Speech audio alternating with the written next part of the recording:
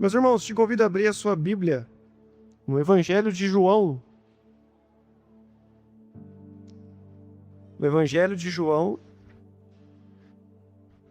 no capítulo 13.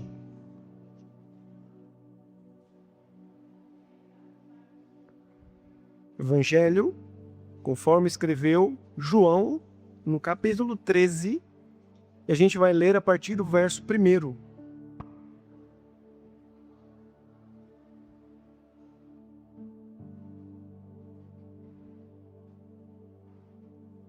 Quem achou, fala assim, uma Bíblia. Quem não achou, fala, vou no telão mesmo. Amém? Diz assim o texto. João, capítulo 13 e verso 1. Antes da festa da Páscoa, Jesus sabia que havia chegado a sua hora de deixar este mundo e voltar para o Pai. Ele tinha amado seus discípulos durante seu ministério na terra e os amou até o fim. Estava na hora do jantar e o diabo já havia instigado Judas, filho de Simão Iscariotes, a trair Jesus. Jesus sabia que o Pai lhe dera autoridade sobre todas as coisas e que viera de Deus e voltara para Deus. Assim levantou-se da mesa, tirou a capa, enrolou a toalha na cintura, depois derramou água numa bacia e começou a lavar os pés de seus discípulos, enxugando-os com a toalha que estava em sua cintura. Quando Jesus chegou a Simão Pedro, este lhe disse: "O Senhor vai lavar os meus pés?" Jesus respondeu: "Você não entende agora o que estou fazendo, mas algum dia entenderá." "Lavar os meus pés? De jeito nenhum", protestou Pedro. Jesus respondeu: "Se eu não lavar, você não terá comunhão comigo." Simão Pedro exclamou: "Senhor, então lave também as minhas mãos, a minha cabeça, e não somente os pés." Jesus respondeu: "A pessoa que tomou banho por completo só precisa lavar os pés para ficar totalmente limpa. E vocês estão limpos, mas nem todos, pois Jesus sabia quem o trairia. Foi isso o que se referiu quando disse: nem todos vocês estão limpos." Depois de lavar os pés deles, Jesus vestiu a capa novamente, retornou ao seu lugar e perguntou: "Vocês entenderam o que eu fiz? Vocês me chamam de mestre e senhor, e têm razão, porque eu sou. E uma vez que eu, seu senhor e mestre, lavei os pés de vocês, vocês devem lavar os pés uns dos outros. Eu lhes dei um exemplo a ser seguido. Façam como eu fiz a vocês. E eu lhes digo a verdade: o escravo não é maior que o seu senhor, nem o mensageiro é mais importante do que aquele que o envia. Agora que vocês sabem essas coisas, serão felizes se praticarem." Amém? Feche os teus olhos, vamos orar. Senhor meu Deus, nós te damos graça, nós te louvamos, Senhor, por esse tempo aqui juntos, por esse tempo de comunhão, pela leitura da sua palavra nessa noite.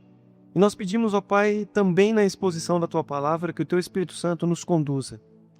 Senhor, eu sou incapaz de comunicar a Tua Palavra como precisa ser feita. Por isso, Senhor, eu necessito da assistência, do auxílio do Teu Espírito Santo. Não só sobre a mim que vou comunicar, mas sobre a Tua igreja também, que vai acolher a Tua Santa Palavra. Nos dê o discernimento nessa noite, para que permaneça no nosso coração e na nossa vida apenas aquilo que realmente veio do Senhor e foi inspirado pelo Senhor. Aquilo, Senhor, que não for para edificar as nossas vidas, seja lançado fora, mas que permaneça em nós apenas aquilo que de fato é capaz de nos confrontar, de nos confortar, de nos ensinar, a fim de que a gente possa viver uma vida em que o Senhor seja glorificado em nós e através de nós. É a oração que fazemos e fazemos em nome de Jesus. Amém. Meus irmãos, nós estamos, desde o começo do ano, numa série de mensagens que também é o nosso tema para o ano todo. O nosso tema para o ano é que 2026 é o ano do... Só quem está acordado, né? É o ano do discipulado. É o ano do discipulado. Estamos sendo desafiados pelo Senhor a fazer discípulos. Essa é a nossa grande missão. Enquanto os filhos de Deus, Enquanto aqueles que conhecem o Senhor, a nossa missão agora é tornar o nome dele conhecido também. A gente tem falado aqui que discipulado não é um modelo, não é uma estratégia. Tampouco é um programa de crescimento de igreja. Porque muitos pensam que discipular pessoas é trazer pessoas para o culto. Isso pode fazer parte do discipulado, mas discipulado não é trazer pessoas para o culto. Discipulado faz parte da nossa vida cristã. A nossa identidade enquanto cristãos é de discipuladores, é de fazer discípulos. O discipulado deve estar na mesma prateleira que a oração e a leitura devocional. Assim como a oração e a leitura devocional, discipular pessoas faz parte do ser cristão. Faz parte da nossa identidade enquanto cristãos.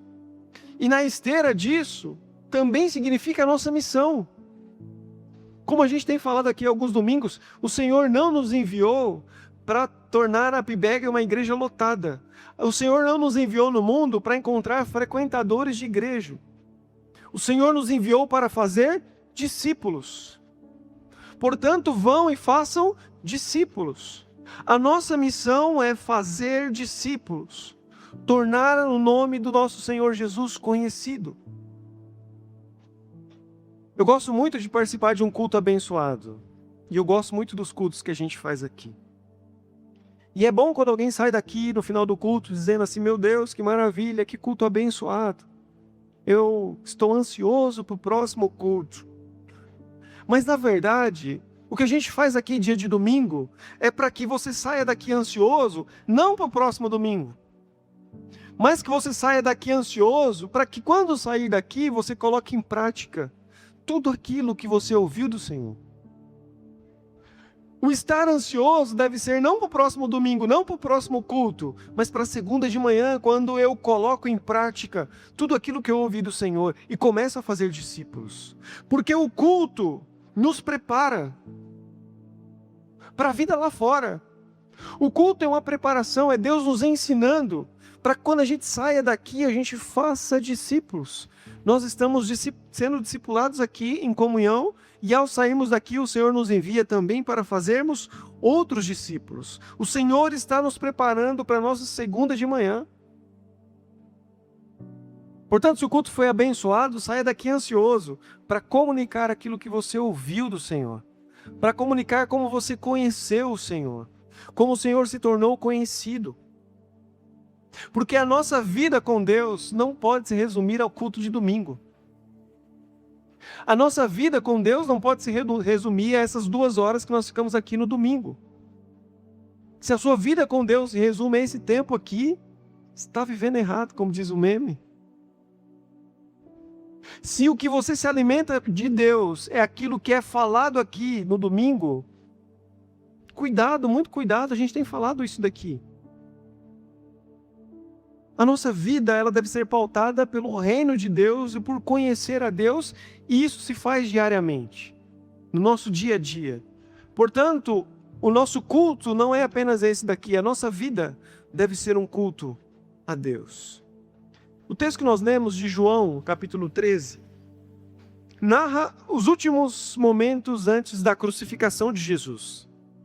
É a última Páscoa que Jesus vai passar com seus discípulos. Só para a gente fazer aqui lembrar o que estava acontecendo, Jesus estava reunido com os seus discípulos. Jesus lava os pés dos seus discípulos, o texto que nós lemos aqui. Depois Jesus vai cear com os seus discípulos, que é aquela ceia que a gente conhece. Dali Jesus vai para o Getsemane, tem aquele tempo de oração. No Getsemane Jesus é preso, é levado para a casa de Caifás, o sumo sacerdote, é julgado, é espancado. No domingo pela manhã, Jesus é levado até Pilatos, onde sai a sua sentença, e dali Jesus vai para o Gólgota ser crucificado. Então o texto narra o último dia que antecede a morte de Jesus. As últimas horas antes da morte de Jesus. E nesses últimos momentos de vida de Jesus, Jesus está ensinando para os seus discípulos algo que é fundamental. Jesus está ensinando os seus discípulos a servir. Jesus está ensinando sobre serviço, sobre servir uns aos outros. E Jesus ensina isso para os seus discípulos, não como quem dá uma ordem. Jesus ensina isso para os seus discípulos como aquele que dá o exemplo. Jesus não ensina os seus discípulos a servir como aquele que ordena, como aquele que dá uma ordem. Jesus ensina os seus discípulos a servir como aquele que dá o exemplo. Portanto, meus irmãos, ensinar, discipular no reino de Deus, não parte do pressuposto de dar uma ordem, parte do pressuposto de dar um exemplo. A gente ensina pessoas a serem discípulas de Jesus, Deus abençoe, meu irmão, não dando uma ordem, mas dando um exemplo. E Jesus está ensinando os seus discípulos a servirem, não dando uma ordem, dando um exemplo, ensinando na vida prática como que é servir uns aos outros. Uma das coisas que mais desenha, que mais descreve, que mais retrata um discípulo de Jesus é a maneira como o discípulo de Jesus serve aos outros. Uma das coisas que mais caracteriza um discípulo de Jesus é a maneira como ele serve outras pessoas. Sabe por quê? Porque Deus, a gente sempre repete isso daqui e aqui, Deus não precisa ser servido em nada. Não existe nada que você possa pensar que Deus tenha falta. Deus não tem falta de nada. Deus é autossuficiente, Deus é autoexistente. É Ele que sustenta todas as coisas, portanto Deus não tem nenhuma carência, Deus não tem nenhuma necessidade, Deus não tem nenhuma aflição, Deus não tem nenhuma angústia, portanto Deus não precisa ser servido. Espera aí, pastor, mas e quando a gente diz que a gente serve a Deus? A gente serve a Deus quando nós estamos servindo pessoas.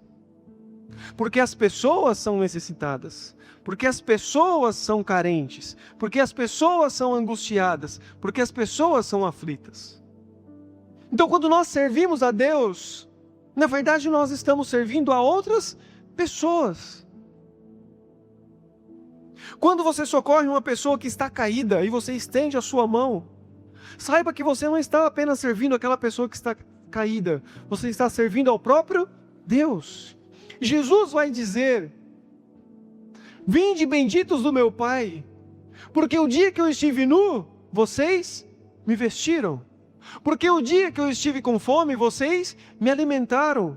Porque o dia que eu estive doente, vocês oraram por mim. Porque o dia que eu estive preso, vocês me visitaram.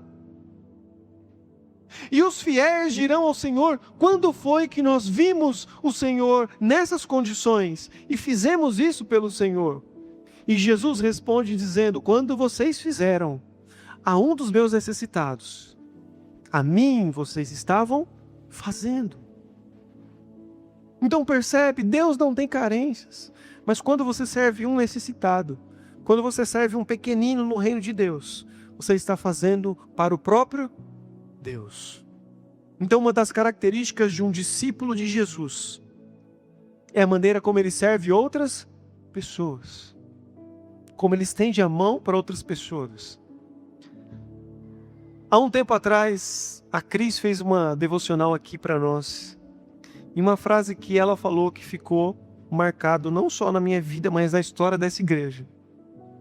Foi a seguinte expressão: o amor, o serviço, é colocar o amor em ação. Abra sua Bíblia em 1 João, capítulo 3.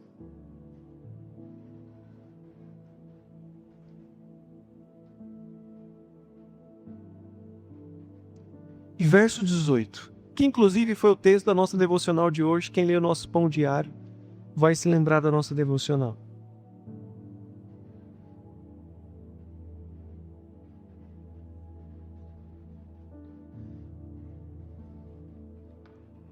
Diz assim, 1 João 3,18: filhinhos, não limitemos de dizer que amamos uns aos outros. Demonstremos a verdade por meio de nossas ações. Não vamos limitar dizendo que amamos uns aos outros. Vamos fazer isso através de ações. Vamos demonstrar o amor uns pelos outros de que maneira? Servindo uns aos outros. Discipulado se faz através do serviço. Nós, enquanto igreja do Senhor, estamos aqui fazendo discípulos. E como se faz discípulos? Como que a gente demonstra o amor de Deus? Quando a gente serve uns aos outros. Às vezes as pessoas dizem assim para mim: pastor, eu oro muito. Eu jejuo, Deus fala comigo. Eu tenho um relacionamento profundo com Deus. Mas o quanto isso transforma a nossa espiritualidade em serviço? Porque a espiritualidade de um discípulo de Jesus não é medida pelo quanto que ele ora, pelo quanto que ele jejua, ou pelo quanto que ele diz que Deus fala com ele. A espiritualidade de um discípulo de Jesus é medida pela maneira como ele transforma a sua espiritualidade em ações práticas de serviço ao próximo. Porque senão a gente pode ser monge, vai lá para as montanhas e fica lá isolado, só buscando a Deus. Mas a nossa espiritualidade, ela é prática.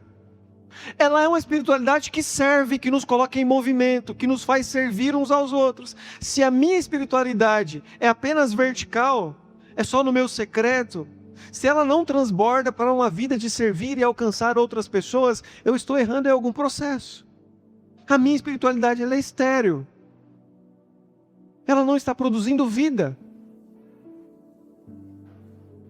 No versículo 3 do texto que nós lemos, de João capítulo 13, vai dizer assim: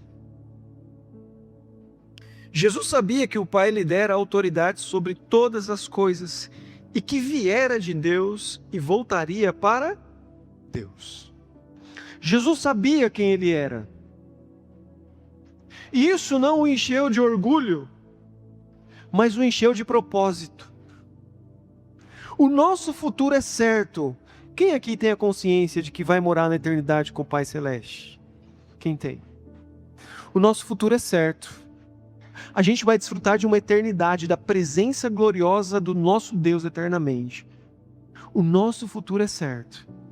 Mas isso não nos deve encher de orgulho. Isso nos deve encher de propósito. Eu sei para onde eu estou indo. Jesus sabia quem ele era e para onde ele voltaria. E isso enche Jesus de propósito. Se você sabe que o seu destino é o céu, isso não deve encher você de orgulho, deve encher você de propósito. Eu sei para onde eu estou indo, então as aflições deste mundo não me paralisam, porque eu tenho uma esperança, eu tenho uma promessa. Eu sei aonde o Senhor está me conduzindo, eu sei para onde eu vou. Isso nos enche de propósito. Isso não nos faz paralisar. Às vezes a gente não serve, a gente não pratica o serviço com os nossos irmãos, porque a gente não está seguro do nosso propósito e do nosso futuro. Saiba de uma coisa. O autor de Hebreus, no capítulo 13, vai dizer assim: nunca te deixarei, jamais te abandonarei, jamais te desampararei. Se a tua fé está posta em Cristo Jesus, Ele nunca vai te abandonar. Ele nunca vai te desamparar. E sabe por que Ele diz isso? Não é para você se orgulhar e falar assim: nossa, olha como eu sou tão bom que Deus nunca me abandone. Não. É para você entender que mesmo diante dos desamparos, dos abandonos da vida, você é alguém cheio de propósito, que foi chamado para viver para a eternidade.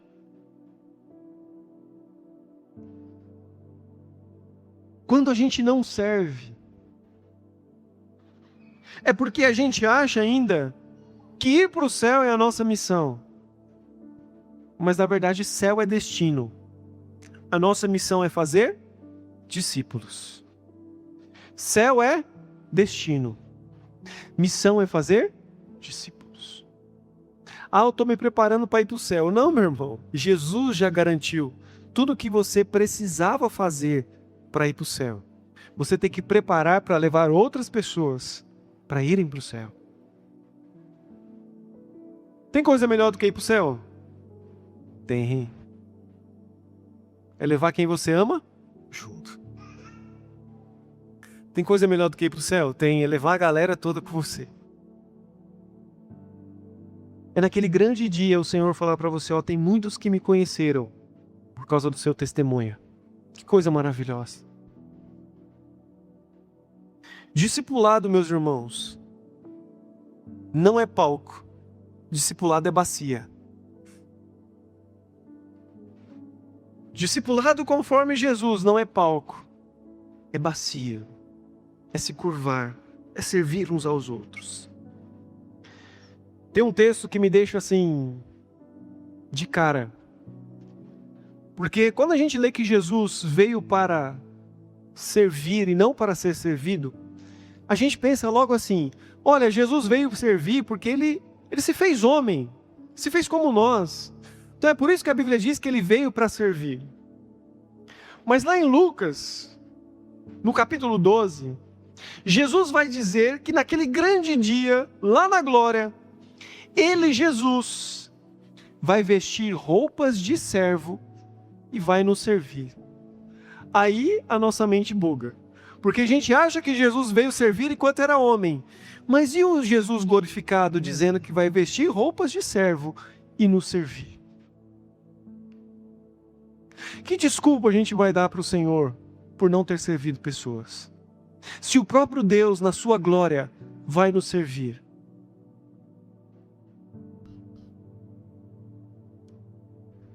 Versículo 6. Quando Jesus chegou a Simão Pedro, este lhe disse, o Senhor vai lavar os meus pés? Simão questiona o ato de Jesus lavar os seus pés. E isso reflete uma cegueira espiritual. A cegueira espiritual de Pedro e a nossa cegueira espiritual. Porque no versículo 4 do texto que nós lemos, diz que Jesus estava sentado à mesa com os seus discípulos. E aí Jesus se levanta da mesa e se curva para lavar os pés dos seus discípulos. Jesus estava à mesa com os seus discípulos. E qual é a cegueira espiritual de Pedro quando Pedro rejeita que Jesus lava os seus pés?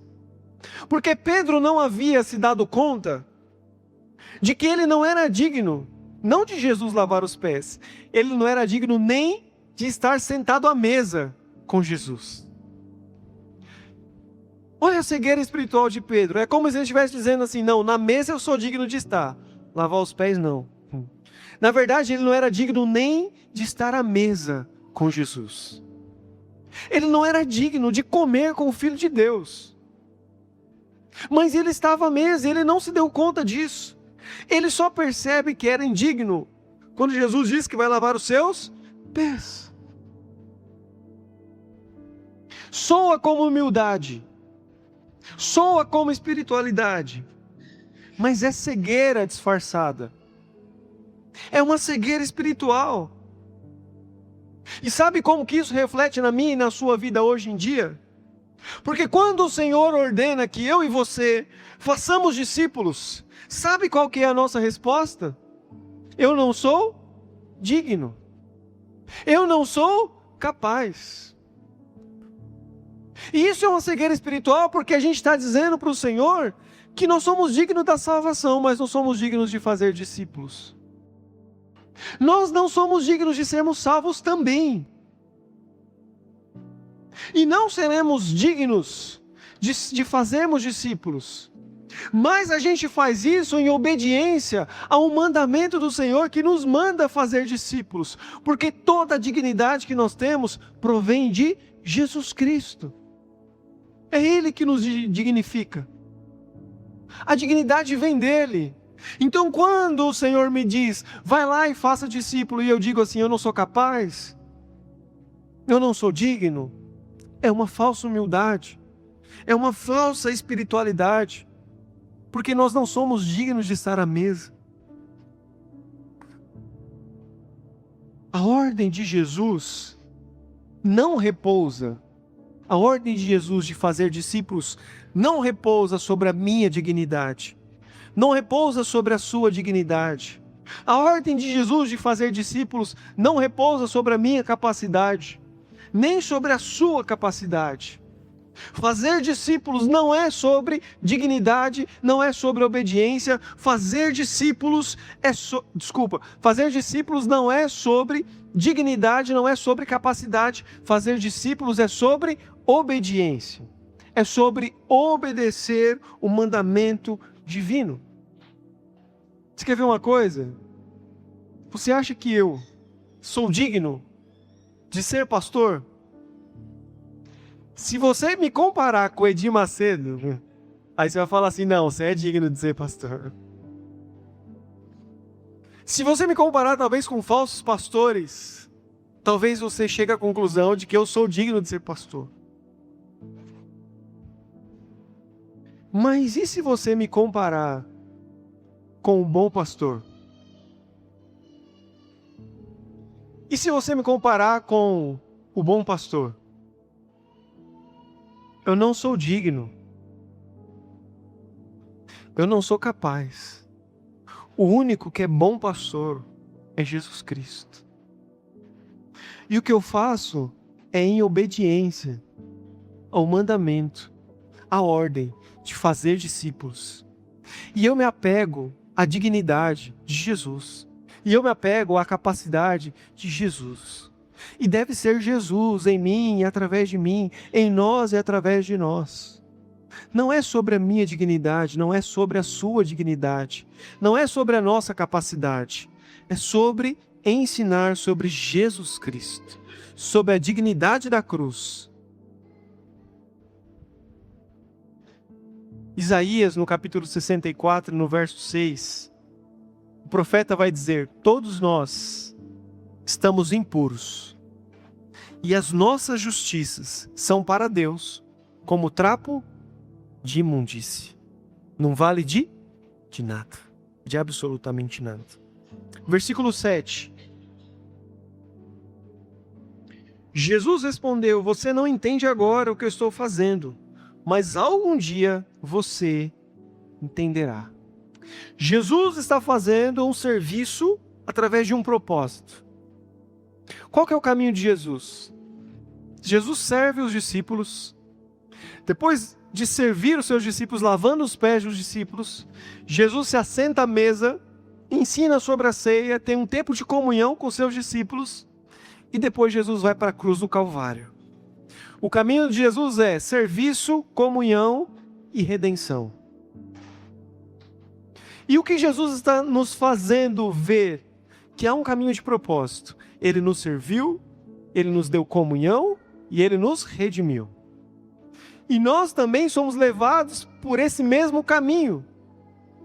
Mas só que é ao contrário. O nosso caminho não começa no serviço.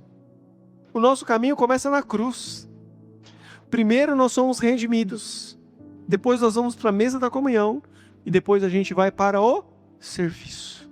O caminho de Jesus é a bacia, a mesa e a cruz. O caminho de Jesus é a bacia, a mesa e a cruz.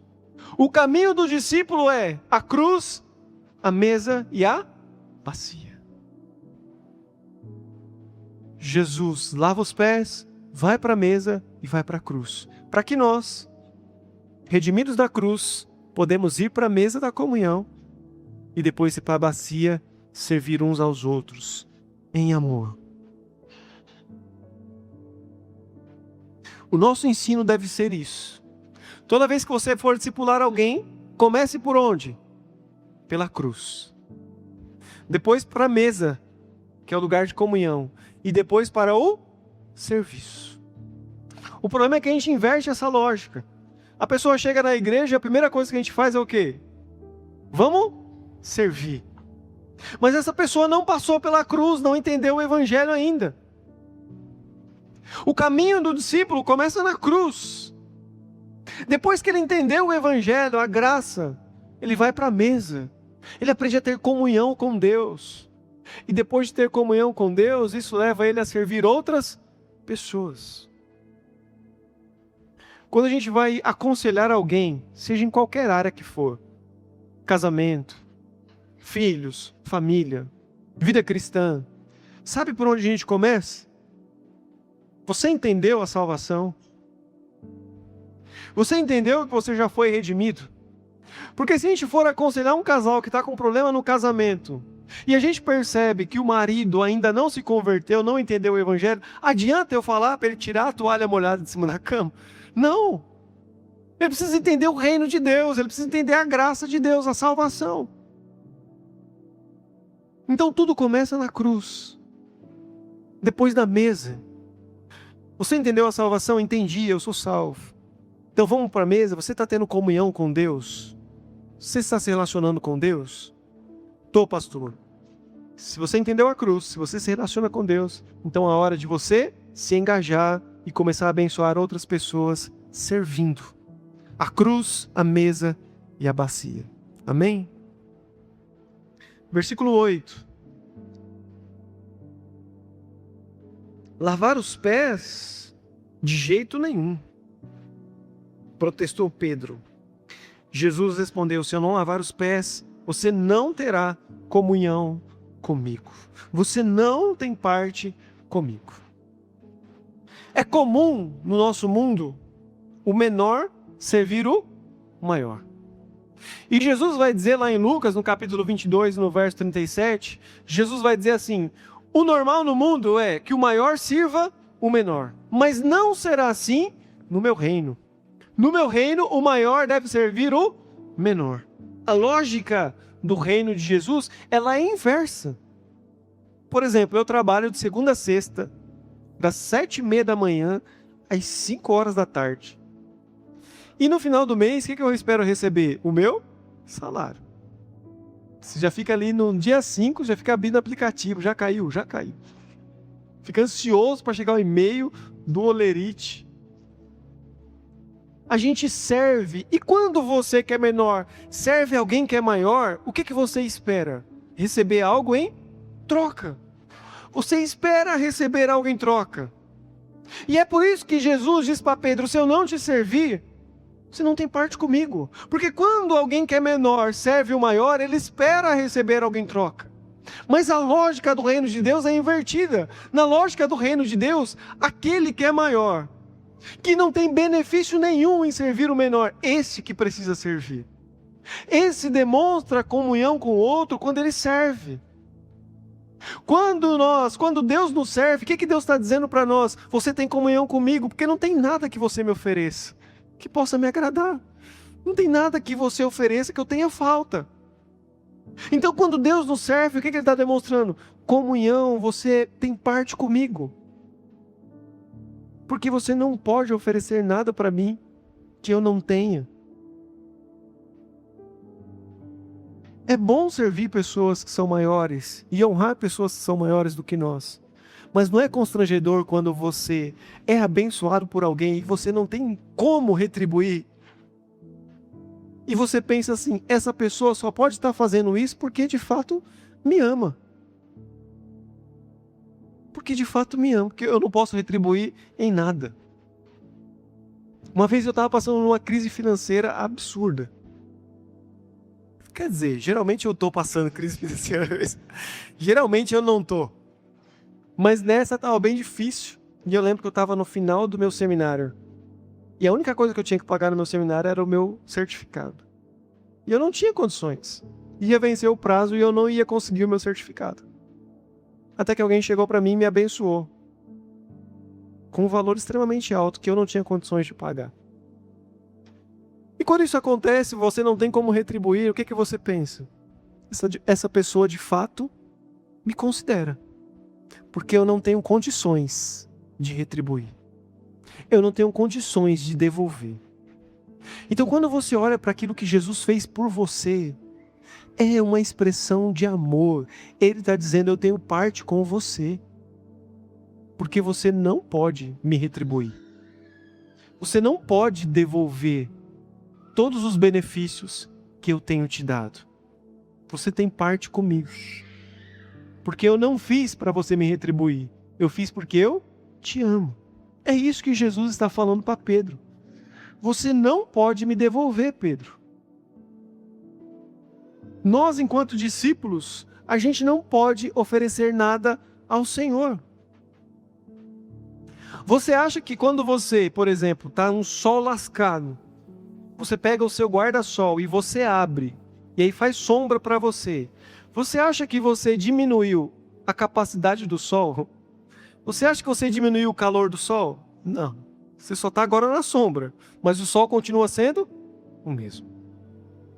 Você acha que existe alguma forma, algo que você possa oferecer a Deus que diminua quem Deus é, ou que aumente quem Deus é? Não existe. Ele continua sempre sendo Deus. Não tem nada que você faça que traga mais glória para Ele.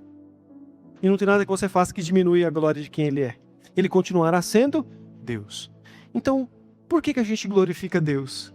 Deus, ele é tão grandioso, Ele é tão autossuficiente, que glorificar a Deus é muito melhor para nós do que para Ele. Ele se gasta todos os dias, Ele se empenha em nos transformar em alguém que viva para a glória dEle. Não porque Ele vai ser mais glorificado, não porque a glória dEle vai aumentar, mas é porque a nossa vida será transformada quando nós somos expostos à glória de um Deus eterno. Então, até quando a gente glorifica a Deus, é para o nosso bem. E é por isso que quando Ele diz, Pedro, se eu não te servir, você não tem parte comigo. Você não tem nada a oferecer em troca. Isso é uma demonstração de amor. Então, quando você serve alguém que não pode te retribuir, te devolver, você está fazendo realmente uma expressão no reino de Deus de amor. Porque lá no dia 5, se meu patrão não cobrar, tem greve, o pessoal não trabalha. Mas quando o maior serve o menor, isso é uma expressão de amor no reino de Deus.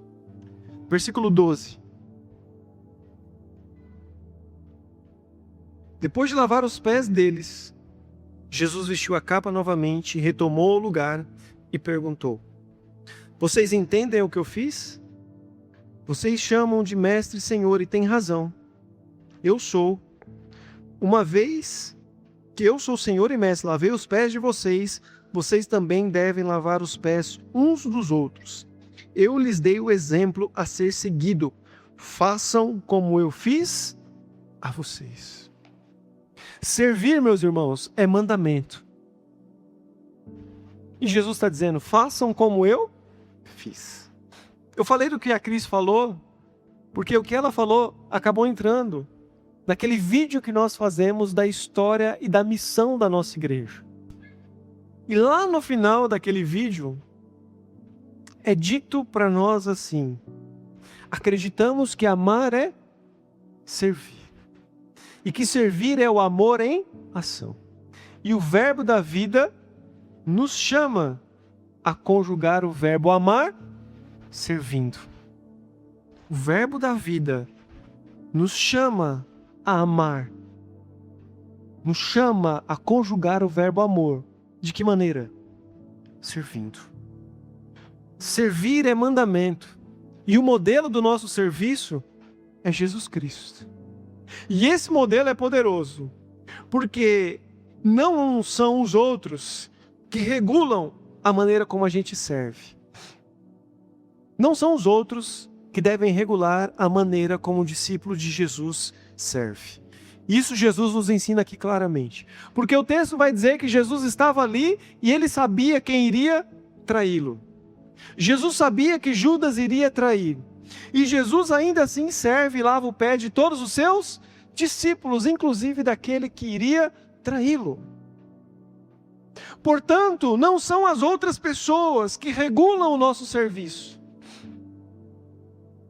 O servir uns aos outros não está pautado na vida do outro, mas ser uma resposta ao mandamento divino, aonde o modelo de servir é Jesus Cristo. Pastor, eu estou fazendo isso, mas não é justo, porque fulano de tal não está fazendo. Não é o outro que regula o seu serviço. Pastor, eu fiz e o outro não fez, não é justo isso. Mas quem disse que o reino de Deus, o modelo de servir no reino de Deus, está falando de justiça? Você acha que era justo o Filho de Deus, o Rei da Glória, se curvar para lavar os pés sujos dos seus discípulos? Era justo? Não era justo. Portanto, não é sobre justiça. Não é sobre o outro. Não é o outro que modela. Não é o outro que regula o nosso servir.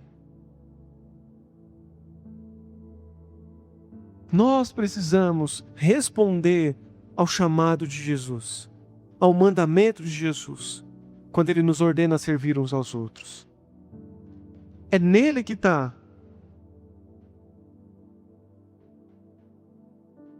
a nossa motivação.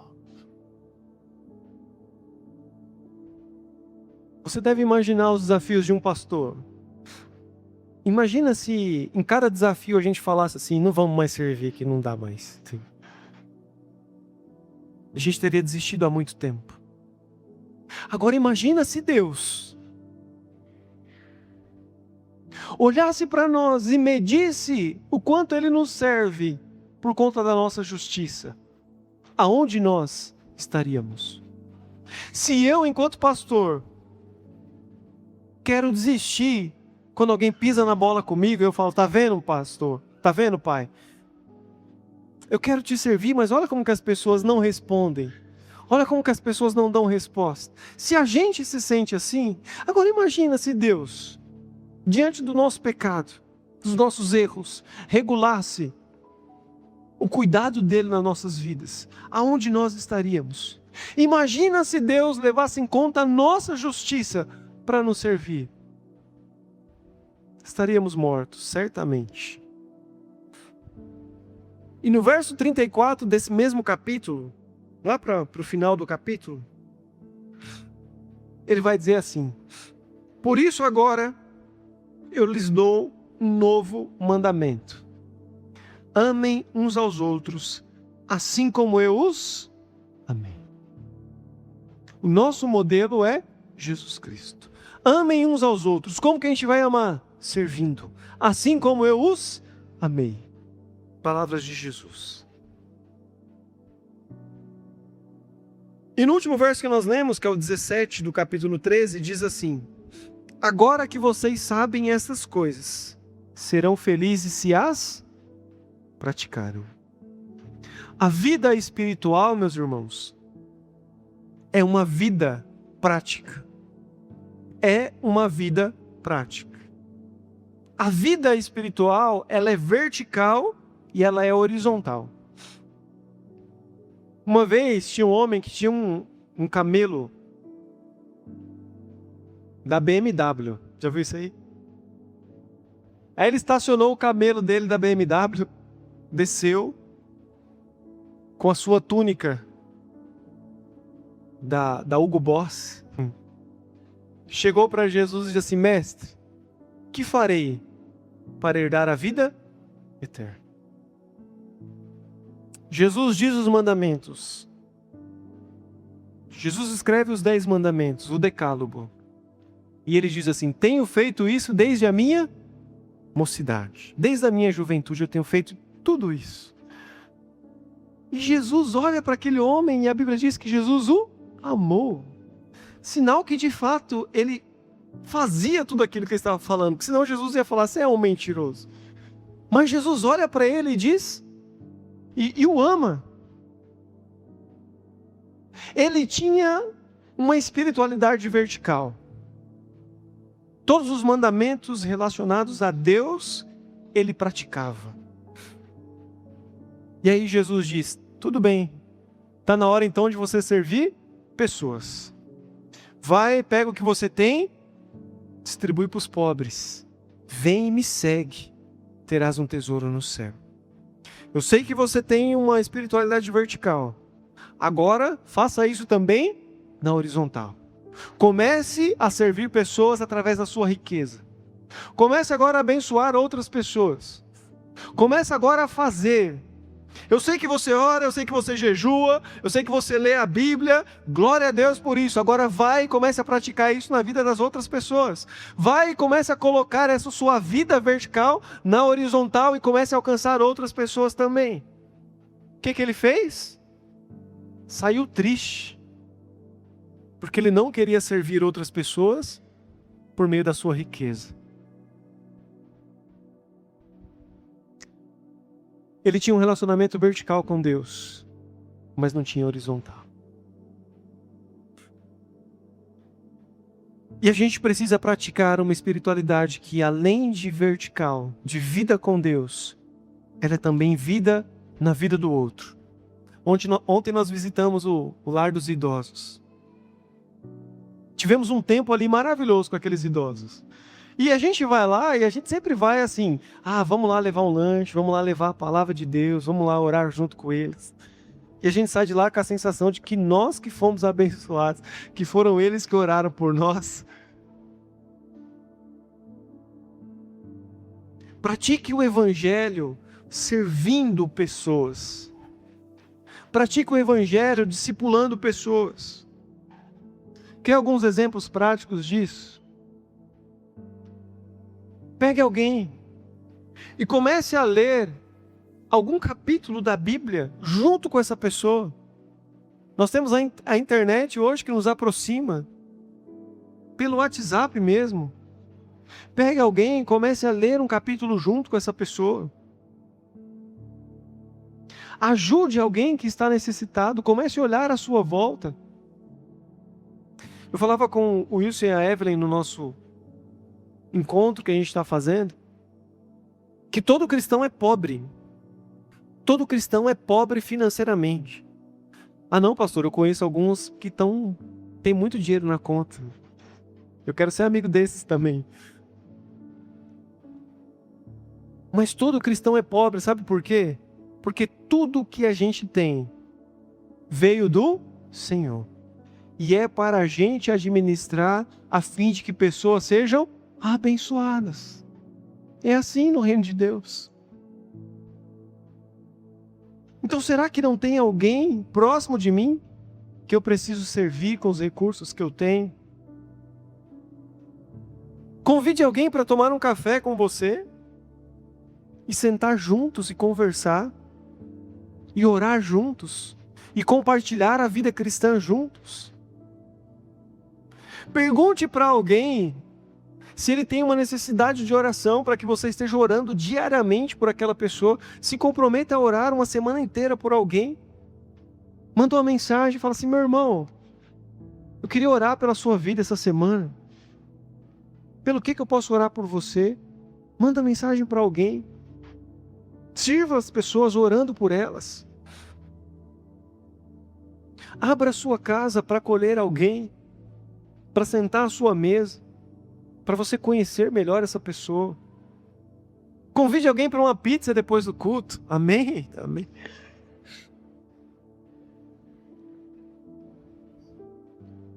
Participe de um pequeno grupo. A gente tem nos pequenos grupos oportunidade de discipular uns aos outros. Compartilhe seu testemunho com alguém. Quando você for comprar um livro, próximo livro que eu vou comprar, sabe o que eu vou fazer? Próximo livro que eu vou ler e eu vou comprar é Igreja Centrada, do Tim Keller. E agora, daqui para frente, sabe o que Deus me colocou no coração? Toda vez que eu comprar um livro, eu vou comprar 2.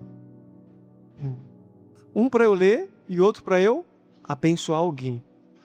E eu vou entregar esse livro para alguém e vou falar para essa pessoa: vamos ler junto esse livro. Vamos caminhar junto lendo esse livro. Vamos conhecer a Deus através desse livro também. Então vamos servir pessoas, meus irmãos. E a promessa de Deus no verso 27 é que se a gente fizer isso, nós seremos felizes. Se vocês praticarem, vocês serão felizes. Felizes. E a pergunta de hoje é: você ainda precisa ser lavado por Jesus? Se você está limpo, então siga o exemplo. Pegue uma toalha, uma bacia e comece a servir os seus irmãos. Amém? Desça ao nível da bacia. Porque se o nosso Rei Jesus se curvou para servir, quem somos nós para não seguir o exemplo dele? Amém?